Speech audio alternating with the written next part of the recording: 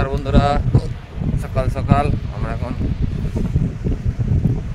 Offbeat destination উড়িষ্যার জালেশ্বরে অবস্থিত দাগারা C বিচে ঘুরে বেড়াচ্ছি।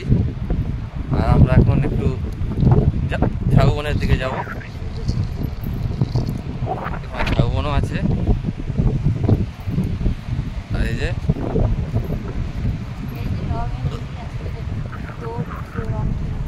আমরা নিজেরাই রং করবো, দুজন দুজন কমাবো, হ্যাপি হোলি বলবো।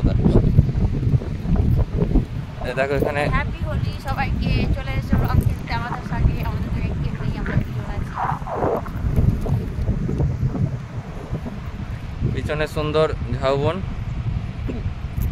আর সামনে আছে অতই সমুদ্র। আর দেখুন বন্ধুরা, বালির সমুদ্রের চড়ার পাশে কত সুন্দর এখানে ঝাউ গাছ হয়েছে।